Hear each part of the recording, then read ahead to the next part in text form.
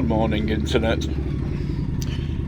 Beautiful day today, as you can see, but we're in Great Britain, and it isn't always like that. So picture this. You've checked the forecast and it says light showers. In the UK, that could mean anything from a polite mist to a full-blown aquatic apocalypse that would make Noah start measuring timber. So you look outside. It's dry, but it's that kind of suspicious dryness.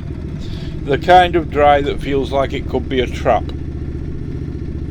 But you gear up anyway, because you're a biker with places to be, and that burger at the bike night isn't going to eat itself.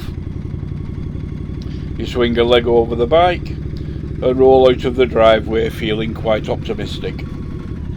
And within 10 minutes, the sky opens up like it was just waiting for you to get that precise distance away from your couch. And in the UK we call that Sod's Law. Welcome to British biking. Today I'm not just talking about riding in bad weather, I'm embracing it. This is your complete survival guide. Terrain that soaks you in places you didn't know existed. Wind that tries to change your postcode mid-corner. And cold that makes you question every life decision that led you to this precise moment. And we'll go deep. This isn't a quick, just slow down and we're waterproofs job. This is the full, brutally honest, occasionally sarcastic masterclass in how to ride safely and, dare I say it, even enjoy it, when the weather is doing everything it can to ruin your day. And yes, there will be a bit of humour, because if you can laugh while your gloves are squelching, you've already won. But first of all, let's start off with acceptance. You need to accept your fate, because if you don't accept what the UK weather is, you're going to spend your entire ride being disappointed. The UK doesn't have bad weather. That's something people that live elsewhere believe. What we have in the UK is variety in abundance. You can experience sunshine, rain, wind, cold, fog, maybe even snow, all in the space of a single day.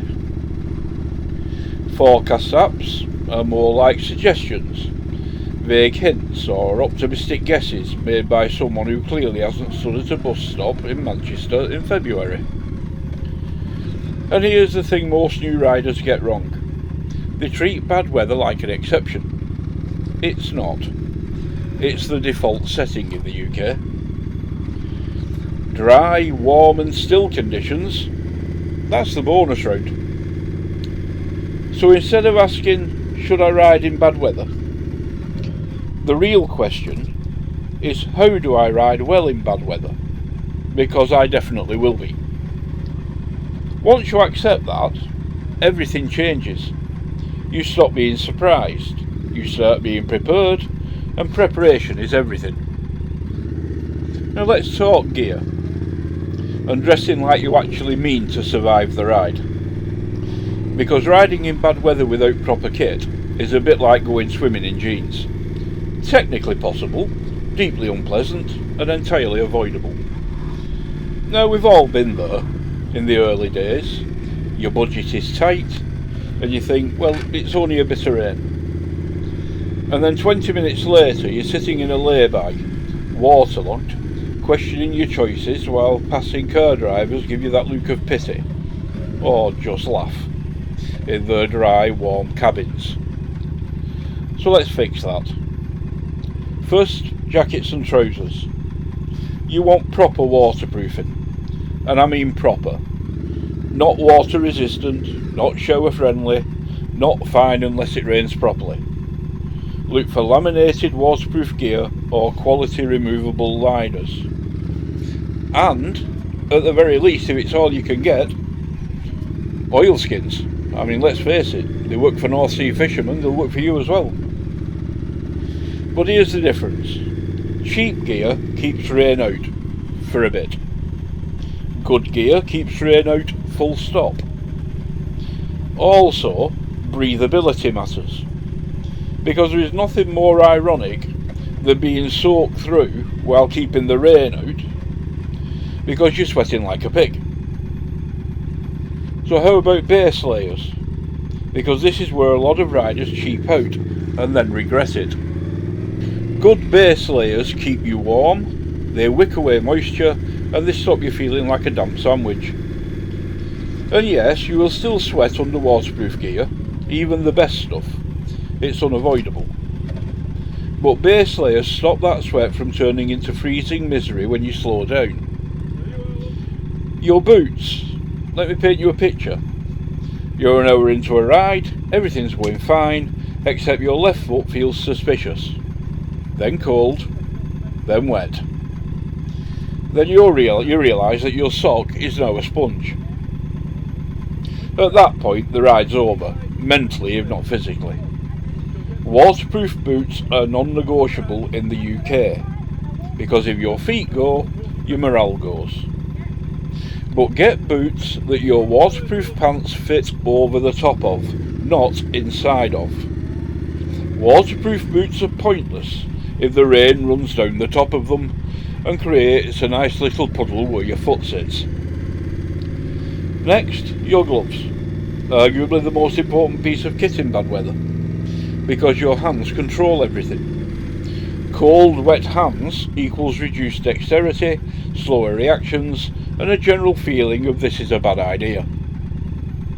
Your options are waterproof gloves, which are essential, heated grips, which are life-changing, and heated gloves, which are a luxury but incredible when you have them. And if you have never used heated grips in winter, you will wonder how you ever manage without them.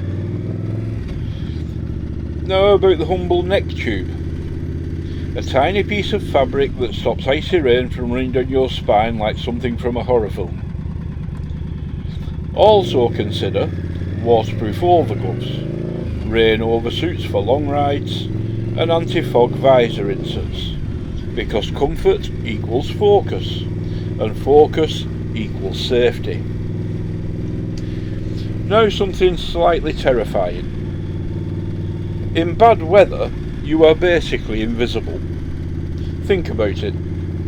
Grey sky, grey road, grey cars, rain on windscreens, drivers already distracted by life, phones and whatever that smell in their car is. And then there's you, on a motorcycle. So visibility becomes critical. But it isn't just the drivers that develop poor vision, it's you as well. If you can't see properly, everything else falls apart. The key points of that: keep your visor clean, inside and out, use a pin lock or anti-fog solution, and open your vents strategically in the helmet. Because if your visor does fog up mid-ride, you will discover panic in its purest form. Now your lights. Always ride with your lights on. But consider also visibility upgrades. Now in the UK, it is now law all new bikes have to have their running lights on all the time. But you might want to consider brighter bulbs and auxiliary lights. Not to light the road, but to make you noticeable. Your clothing should be high vis. Yes, I know it's not stylish, it won't match your bike, but it will make you stand out. And that matters more than looking like you're about to audition for a fashion shoot. Remember, you don't need to look cool, you need to be seen. Now we get to the heart of it, riding in the rain. This is where riders are made, arguably, because wet riding strips everything back to fundamentals. No shortcuts, no aggression, no ego. Just smooth, controlled riding. In the dry, you can get away with being a bit ham-fisted. In the wet, not so much. And losing traction will at the very least put your heart in your mouth, as the bike tries to teach you a lesson. So, Roll on the throttle gently. Avoid sudden acceleration. Be especially careful mid-corners. So that's speeding up dealt with.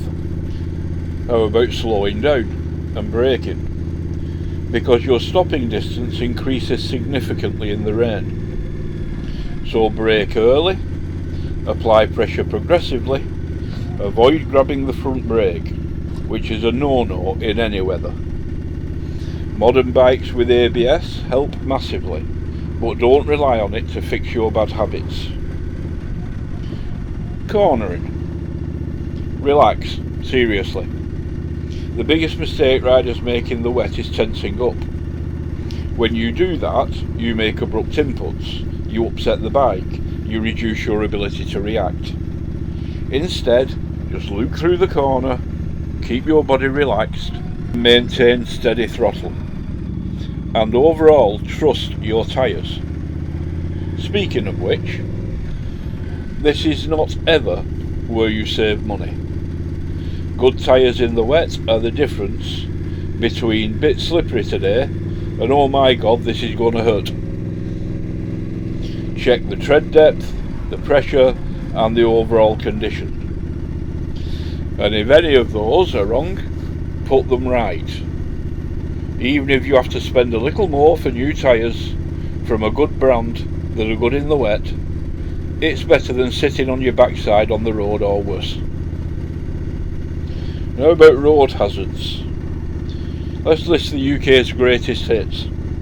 Painted lines, manhole covers, drain covers, diesel spills, wet leaves, autumn special feature.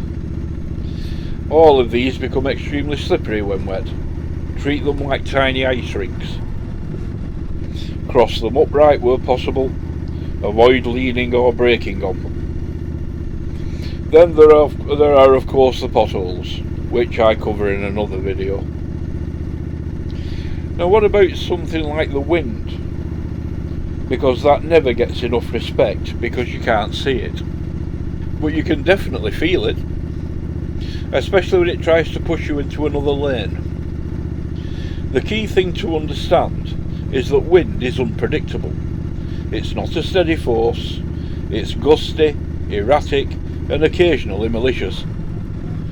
You'll feel it most on open roads, near coastal areas, when passing gaps in hedges and when overtaking large vehicles, or when they overtake you. The technique for dealing with this is firstly to stay loose. If you grip the bars tightly, every gust transfers directly into your steering. Relax your arms. Let the bike move slightly beneath you.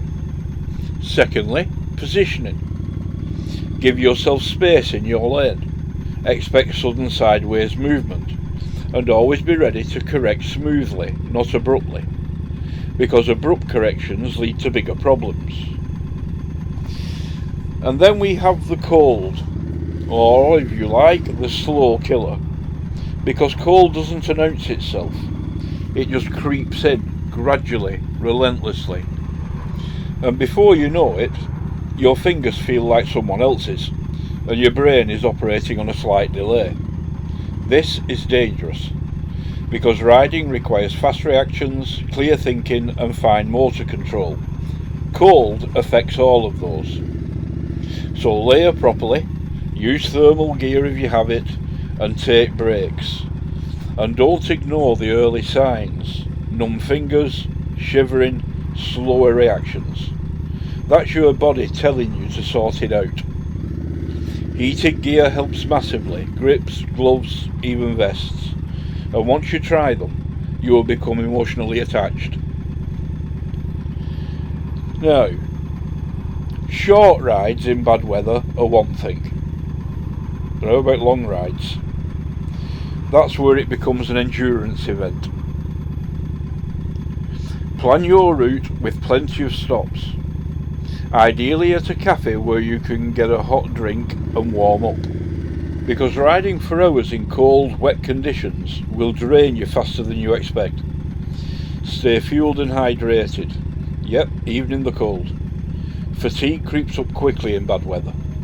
And fatigue leads to mistakes. Know when to stop. There is no shame in calling it a day if conditions become unsafe. This isn't a test of toughness. It's about getting home in one piece. Now here's the truth. Riding in bad weather will never be as comfortable as riding in perfect conditions, but it can still be enjoyable.